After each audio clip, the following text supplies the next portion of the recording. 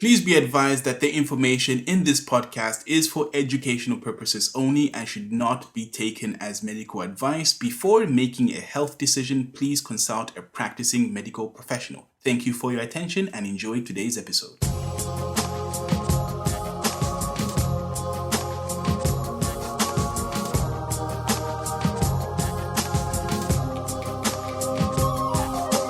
What is up, cooties and germs of the internet? My name is Tony, and you're listening to Hemp Nerd, the podcast that clarifies how cannabis works so you can get reliable therapeutic results.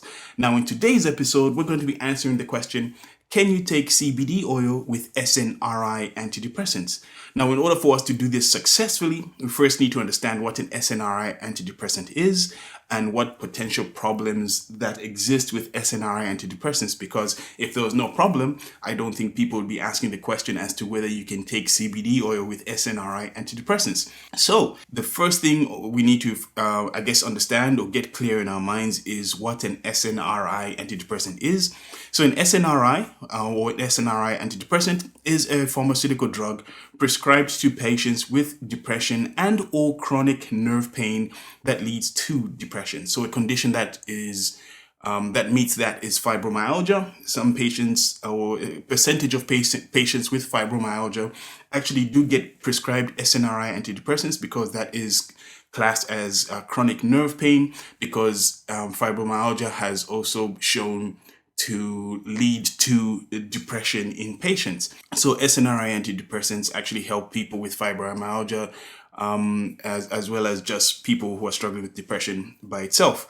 Now, the way an SNRI antidepressant actually works is that it increases the levels of serotonin and norepinephrine in your brain by blocking them from being reabsorbed into your nerve cells. The letters SNRI stand for serotonin, norepinephrine reuptake inhibitor.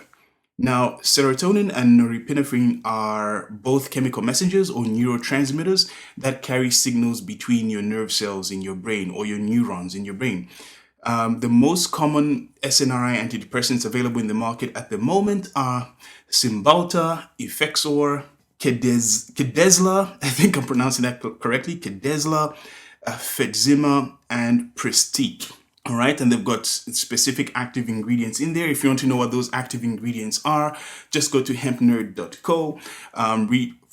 Search up. No, you don't even need to search the blog, but with the same title. Can you take CBD oil with SNRI antidepressants? On that particular piece of content, you're going to actually find, very early in that piece of content, the actual active ingredients for these different antidepressants that are currently available in the market.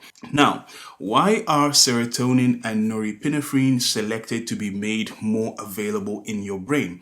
So first of all, I need to state that you have 7 major chemical messengers or neurotransmitters that do the majority of the work.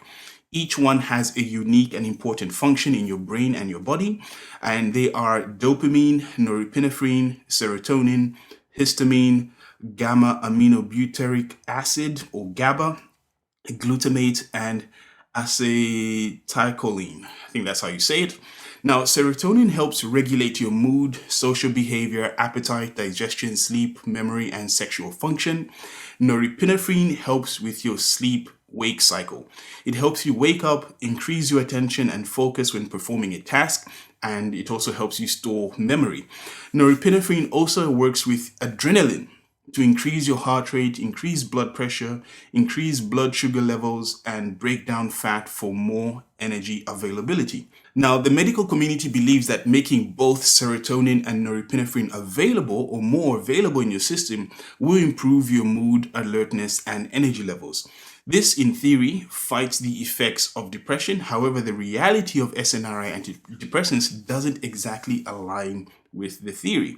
So what is the problem with SNRI antidepressants? Like in theory, on paper, it looks like, they're a viable solution.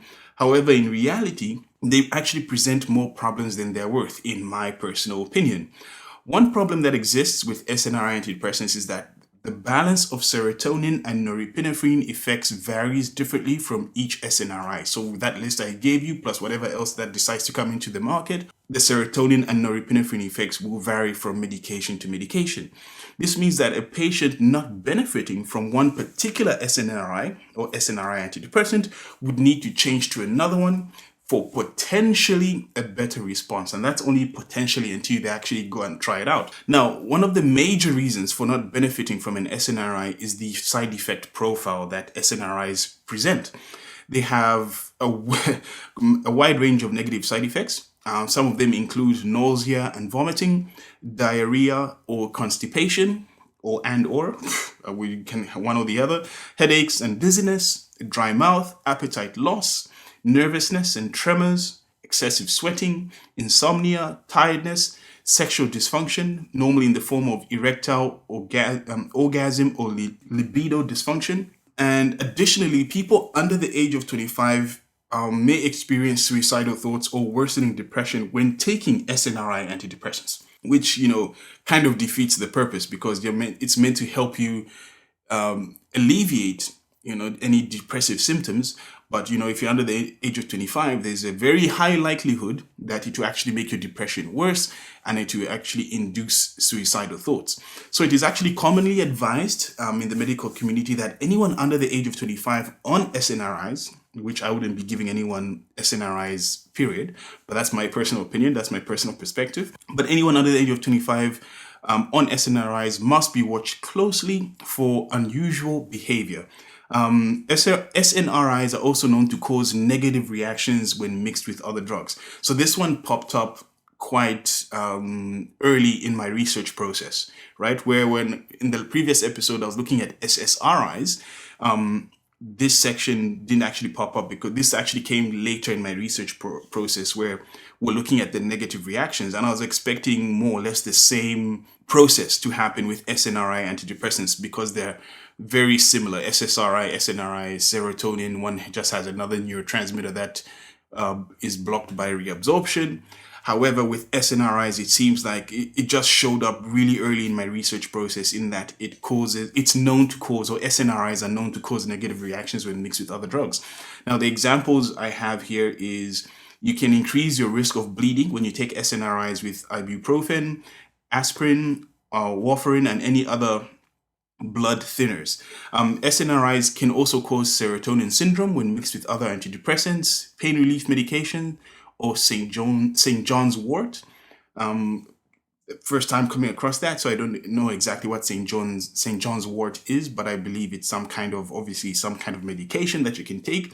And serotonin syndrome is where if there's too much serotonin in your system, causing negative bodily effects such as anxiety, agitation, high fever and sweating, confusion, tremors, restlessness, lack of coordination, a rapid heart rate, and blood pressure changes. Now, this was very interesting. So SSRIs, this didn't show up. If you listen to my previous episode with the same question, but the focus was on SSRI antidepressants, this did not show up early or at all within my research process before I put this content together.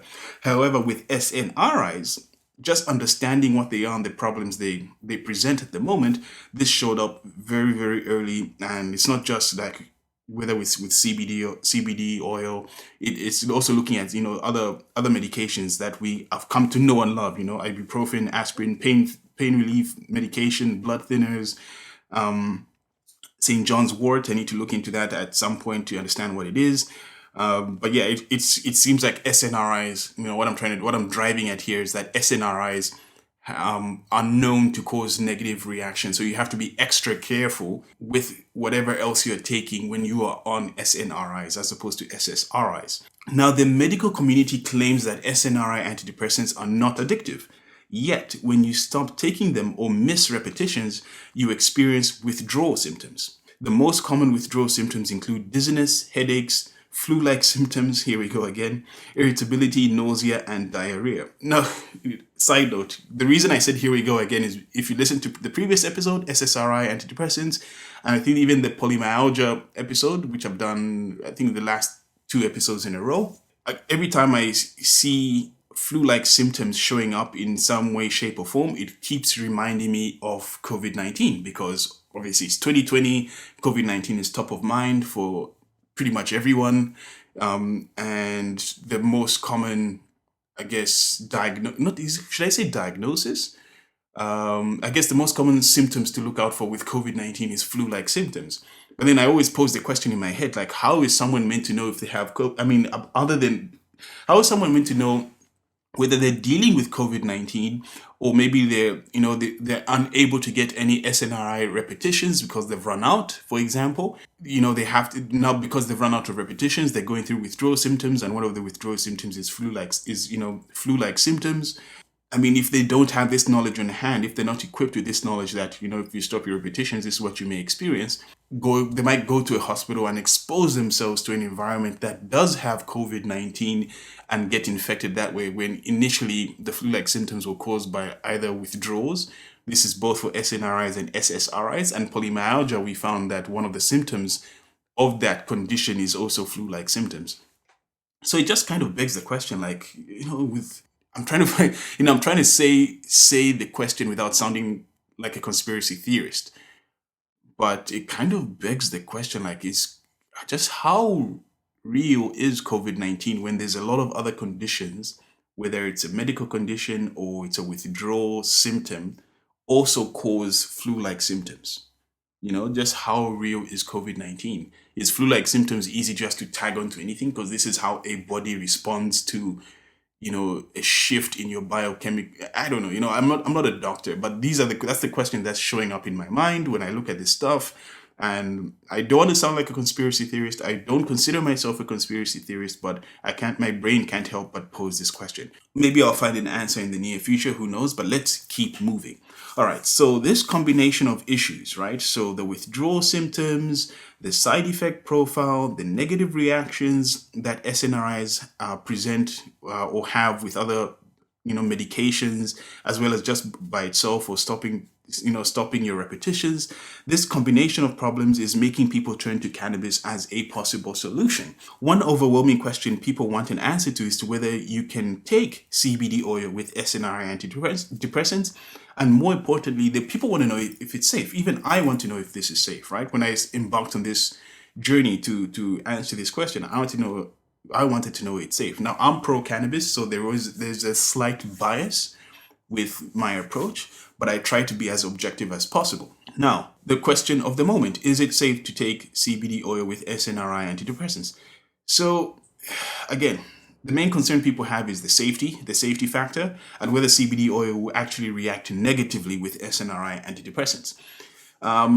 The medical community is split on this one as to whether it is safe or not. You do have some anti-cannabis medical professionals that argue that SNRIs and cannabis both have psychoactive effects. Hence, taking them together may cause negative side effects like serotonin syndromes, for example. And that's something I covered in the previous episode when talking about SSRI antidepressants. However, on the other hand, you also have pro-cannabis medical professionals who state that both CBD and THC are generally safe to take with SNRI antidepressants. Some of them lean more towards the CBD side than the THC side, and we're going to uncover that, as we keep going. However, doctors advise that you have to be strategic, and these are the pro-cannabis doctors. You have to be strategic and careful with your approach. If you're not, then you're highly likely to experience some negative side effects, because taking CBD oil and an SNRI at the same time can cause the amount of the SNRI syndrome available in your system to increase, right? And the reason for this is because THC and CBD obstruct the metabolism of SNRI antidepressants. So according to, Dr. Cheryl Bugailiskis, who I found was commenting or responding to a patient's question on a website called Hello MD, and I double-checked her profile, found her on LinkedIn.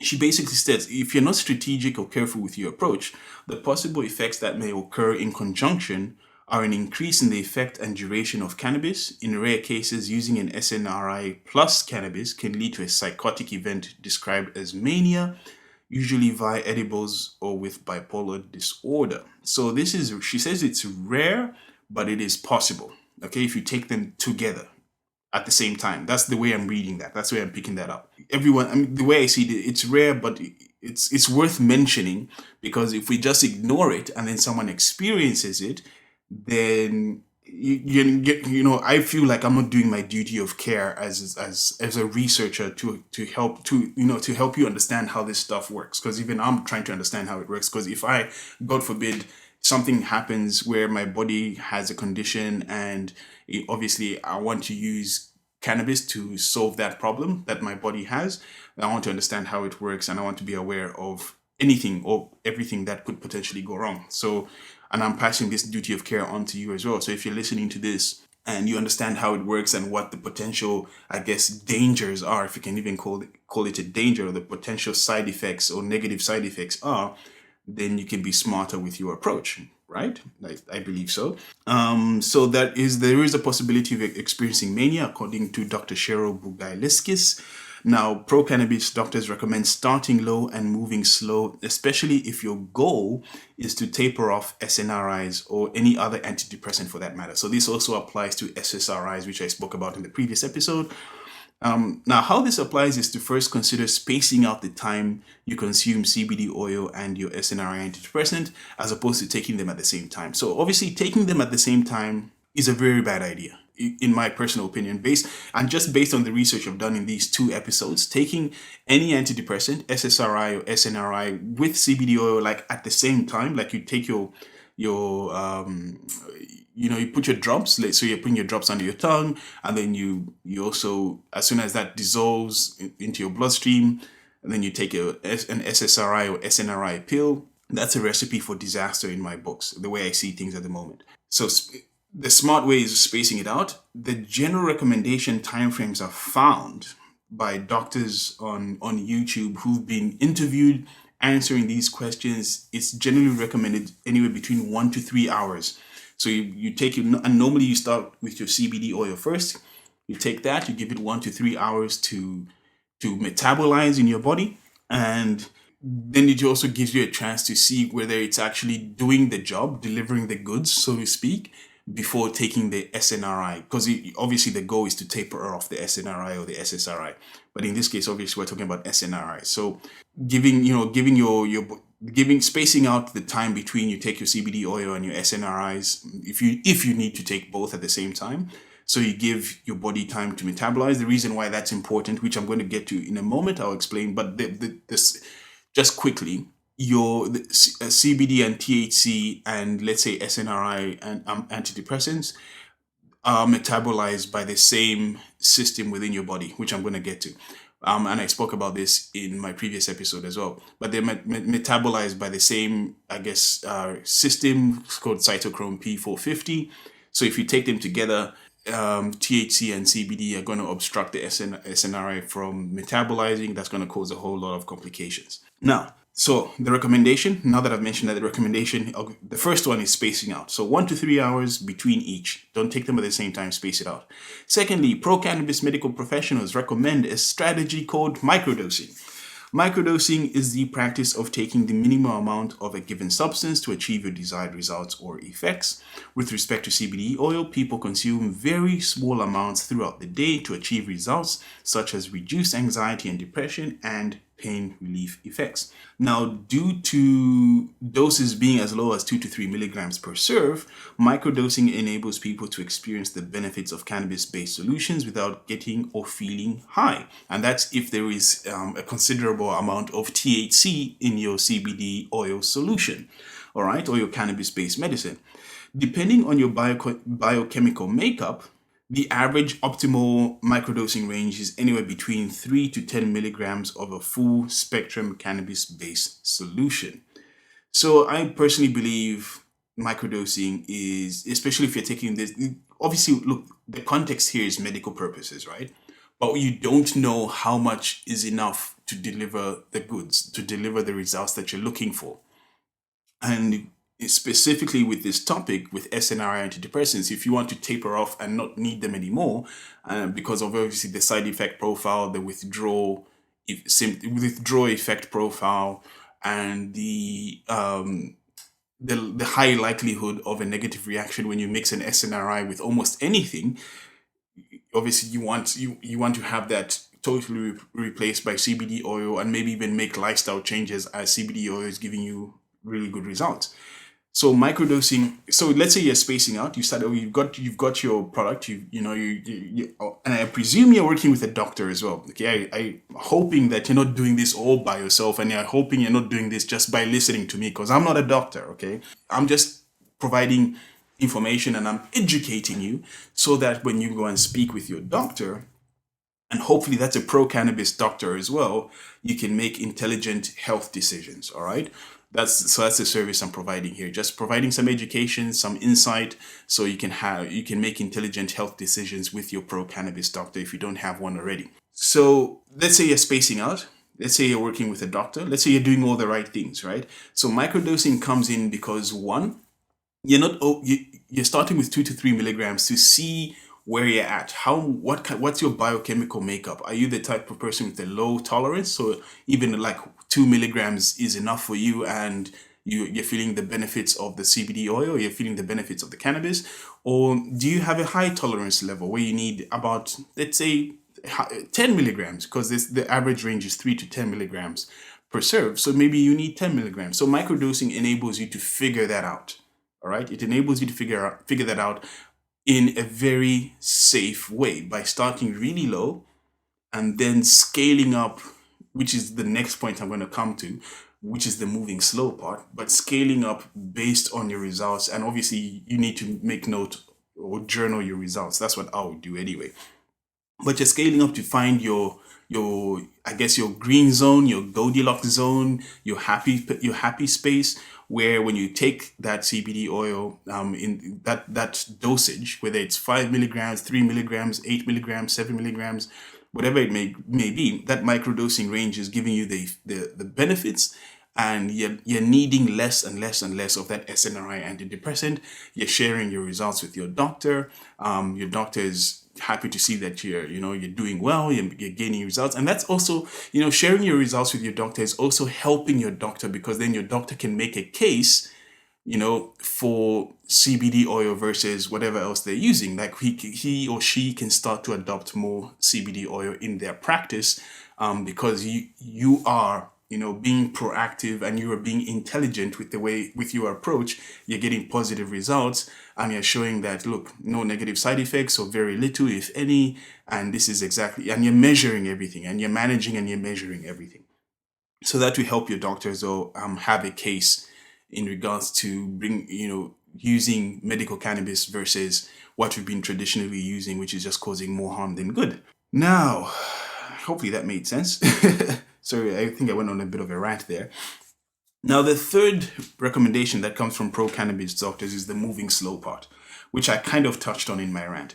But basically, the meaning there is that you only increase your CBD oil dosage slightly every couple of days while paying close attention to your effects. Okay, so for example, here's just a really rough example. If you start feeling lethargic or dizzy after a dose increase, then maybe you should scale down or reduce your dosage slightly and stay at that reduced dosage for a few days before attempting another increase. Okay, so if you're basically, you started at 2 to 3 milligrams, increasing every day, every second day, every third day, you get to a point where you're starting to see negative effects, or negative side effects, if you want to call it that. You can scale back. And of course, you're making note, as this day I did 3 milligrams. This day I did 4 milligrams. This day I did 5. Ooh, 5, I kind of felt dizzy. Maybe I should scale it back to 4. Stay on 4 for a while. Measure how you're feeling throughout the day. And then if you feel like your tolerance level has built up again, or if you scale it up to 5, see if you need 5. If you're seeing no negative effects on 5, stay there for a while. If you push it up to 6, that maybe you might feel, ooh, I'm getting these negative things again. So at least 4 to 5, you scale it back to 5, it's like, it's okay. You scale it back to 4, it's still okay. So around 4 to 5 is like the sweet spot, and you experience the positive without the negative. So that is a strategy that pro cannabis doctors recommend. And I would like to throw in one as an additional one, which is journaling. It's very simple. Just journal your results. Journal what you do. Journal how often you do it. Journal what you're taking in. And journal your results, your effects, what is happening. So you're just tracking. In fact, instead of saying journal, I'll say track. But I mean the same thing. Either way, I mean the same thing. Just journal and track your results.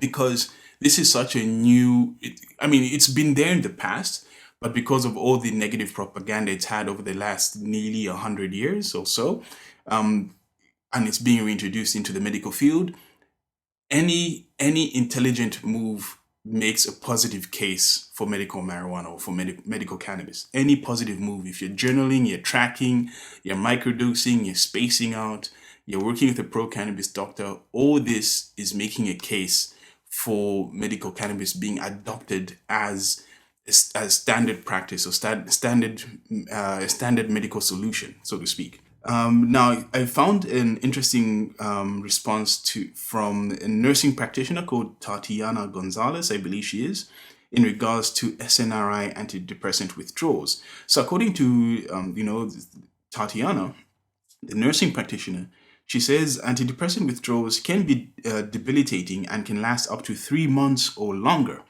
It is recommended to taper off the medication as opposed to abruptly stopping it, which we've already covered because the withdrawal symptoms are crazy. Either way, and this is back to Tatiana, so either way, I would advise that it is safe to consume CBD, but stay away from THC as it can induce anxiety during withdrawal. So that's an interesting note there. However, this CBD may help you feel calmer and ease depressive symptoms. I would recommend to start with a very low dosage of CBD, and the dosage she recommends is 2.5 milligrams to 5 milligrams, and taper up depending on how you feel. So that was a quote from the nursing practitioner Tatiana Gonzalez. Again, you can read that on the blog HempNerd.co. Just look up the blog post CBD oil. Can you take CBD oil with SNRI antidepressants? But that's an interesting recommendation. So if you're going through withdrawals, she says, CBD is safe to consume. However, she recommends to stay away from THC as it can induce anxiety during withdrawal. Okay, during withdrawal. And CBD may help you feel calm and ease depressive symptoms. And then the recommendation of the dosage is anywhere from 2.5 milligrams to 5 milligrams, which is around the area of the microdosing range that I found through my research from another source that says dosages or microdoses can be as low as 2 to 3 milligrams to start, and then from there you go up, and the average range is anywhere from 3 to 10 milligrams. So again, it depends on your biochemical makeup. It depends on your lifestyle choices, what you're putting into your body, how you're living your life, what you're doing with your body on a day-to-day basis. That will determine how much CBD oil you need to help you taper off your SNRI antidepressants, if that is your goal. And I personally believe that would be your goal. All right. And now, according to Dr. Richard Kim, he states that CBD and THC are competing for the same receptors as is the SNRI. So when an SNRI is taken concurrently with CBD and or THC, the SNRI serum concentration could possibly rise since CBD is competing for the same receptors for metabolism, which may lead to serotonin syndrome. So this goes back to what I mentioned earlier, where, if you take them at the same time, it's a very bad idea. Because of the whole receptor competition thing going on between CBD, THC, and your antidepressant, your SNRI. So if you're gonna take anything from this podcast, don't take CBD oil and SNRI at the same time. That's just a dumb move. If you want to incorporate CBD oil into your regimen, then space it out 1 to 3 hours, and microdose your CBD to see where you're at.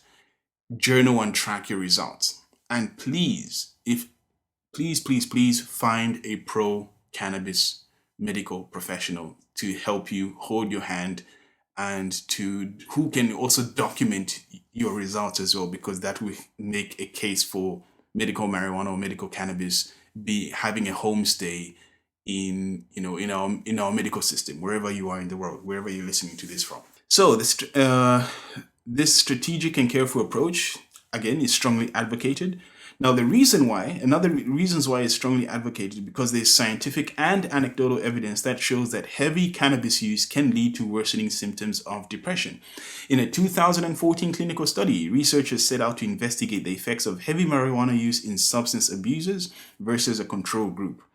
The researchers found that the brains of the marijuana abusers, so not just users, abusers, like these are just heavy smokers, heavy smokers. Their brains became less sensitive to dopamine over time. Less sensitivity to dopamine makes you detached and apathetic, which are two symptoms of depression. Dopamine is a neurotransmitter or a chemical messenger that sends signals between your nerve cells or your neurons relating to reward, pleasure, focus, and pain. All right. So if you smoke too much marijuana, if you smoke too much weed, if you want to call it that, if you're a substance abuser, we'll call you that. If you do that, then you're going to reduce your sensitivity to dopamine, and this is where you find that a lot you just won't feel like doing stuff because the signals that relate to reward, pleasure, focus, and pain, you just won't be responding to them. You'll be less sensitive to them. You won't be responding to them. So you basically lose your motivation for life, so to speak. You lose your ambition. This is why you hear a lot of recreational users say that if you smoke too much weed, it steals your ambition. That's why, because you're becoming less sensitive to dopamine. That's the scientific explanation there. And then in another example, another study, a 2007 rodent model study set out to investigate the effects of cannabis at low and high doses in rats. The study found that THC boosts serotonin levels at low doses, which is why microdosing is good. However, at high doses, THC had the opposite effect. So it doesn't boost levels; it reduces the levels of serotonin, and yeah, it just has the opposite effect of what serotonin would do. Anyway, look, I believe I've made my point in this particular episode. So my final thoughts right now is that, I personally believe it is safe to take CBD oil with SNRI antidepressants when you apply strategy and care. The strategies and care that we've spoken about in this episode. I believe taking them at the same time will lead to negative effects, and I believe it's just a dumb move. But of course, I'm trying to sound professional here. It will lead to negative effects due to CBD and THC being capable of obstructing SNRI metabolism in your body. So your body won't be able to break down SNRI, your medication, because it's too busy breaking down CBD and THC. However, if you space out your doses, so you adhere to the 1 to 3 hour spacing, then your body can metabolize whatever it wants in peace. It will metabolize the CBD, to metabolize the THC, to give it time, and then the receptors become free again. And if you feel the need to take the SNRI, then you can take it, and your body be able to metabolize that as well, all in peace, right? Now, it also goes without saying that you should seek and work with a pro-cannabis medical doctor. All right. Initially, when I was making this recommendation in my earlier episodes, it was because I wanted to make sure that you had guidance, professional guidance, someone whose job it is to actually prescribe you with medication and to make sure that you're getting the right results with your medication. All right. But now I also realize that if you work with a pro cannabis doctor, you are actually helping them make a case for cannabis to become mainstay in the medical system. All right. So that's another reason why you should actually seek out and work with a pro cannabis doctor, especially when you're also looking at tapering off one medication and replacing it with another. Remember, part of my final thoughts, remember to start low and move slow. All right. If you're incorporating cannabis into your SNRI medication regimen, especially if you want to taper off, monitor and document your results with your doctor so you can make appropriate adjustments, intelligent health decisions wherever necessary, leaving zero room for guesswork. Journal and track everything. All right. The type of cannabis you're taking, what form you're taking it in, the dosage amounts you're starting with, how much you're increasing your dosage, how often you're increasing your dosages, how often you actually consume it in a day. If it's just once in the morning, is it twice in the morning and in the evening? Is it 3 times a day? Journal and document all of that, and as well as the results that you're getting. And of course, seek out products that have been regulated and tested so you can be confident that you're actually taking a clean and safe solution. Because another danger that exists in this market at the moment, with all the promise that medical cannabis provides and brings, there are a percentage of us, or when I say us, I mean humans, who are just in it for the cash grab. So they'll sell you anything and everything just to make that money, and they don't really care about the results that you're getting, which is why I started this podcast. Like, I don't want to be one of those people. Okay, I've chosen not to be one of those people. Yes, there is an opportunity to make money in this industry, but I believe the opportunity is really to help people, enhance their quality of life by understanding and gaining clarity on a product that's, for lack of a better way of explaining this, designed by God to help us alleviate a lot of our conditions. But yeah, just make sure you're seeking out products that are regulated, they're being tested, you've got all the results, and you're confident that you're taking, so you can be confident when you're taking it, it's not causing any more complications than it needs to, that it has to, because we all know that it works. It's just that how will it work for you? Now, in saying that, keep in mind as well that cannabis is not a one size fits all solution, because whatever works for your friend, your colleague, or your family members may not exactly work for you, which is perfectly fine. It's okay. Like I keep saying, everyone's biochemical makeup is different. Your lifestyle choices are different. The things you consume on a daily or weekly basis are different. However, cannabis does provide the opportunity for you to determine what will actually work for you. Do you need more THC? Do you need less THC? Do you need CBD? Do you need to isolate the CBD, or do you need CBD with the entourage effect of the other cannabinoids minus THC? These are all things on the horizon for us to experiment with and to figure out, more specifically to figure out, so we can gain absolute clarity, so we can live in a society, live in a world where cannabis is, homestay in the medical system, and is not the third or fourth or fifth option when you're dealing with things like polymyalgia. You're dealing with things like tendinitis, anything that's related to pain, inflammation, cancer, epilepsy, and all these crazy messed up conditions. Cannabis should be like the first thing that we go to, because we know how it works, we understand how it works, we're clear on how it works, we understand our biochemical makeup, and we know how cannabis will interact with us based on our lifestyle. We know how much to take, how often to take it, and all that jazz. All right. So that is today's episode. I think this is the longest episode I've done. Not exactly sure. Still shooting for that 30-minute mark. But I feel like the more I do this, the more I research how cannabis works, the more I know, and the more clarity I get. That's the word. That's what I was trying to say there. The more I research, the more clarity I get, and the more clarity I get, the easier it is for me to break down this stuff without reading so much. And I feel that's what's happening in today's episode. Now, everything that I have referenced, everything that I've mentioned has reference links. You can find those all on the website, HempNerd.co. Just go there, find the blog post with the exact same title as this podcast. I've made it super simple. Can you take CBD oil with SNRI Antidepressants? If you want to go and read some of the references or some of the stuff that I had to read to come up with this information, all my reference links will be at the bottom of the blog post for you to dive in and explore and do your own personal research and come up with your own conclusions, because that's the world we live in at the moment. You don't just have to believe every single thing that I'm saying. You can actually go and check it out for yourself. And I provide you all the links that I've read. I could do a lot more reading for each topic, but I also have deadlines that I need to meet as well. So maybe there's something I could have missed. I'm more than happy for you to let me know if there's something that I've missed. Otherwise, for now, take care. God bless. Stay safe, stay healthy, and I'll catch you on the next episode of the Hemp Nerd podcast. Peace.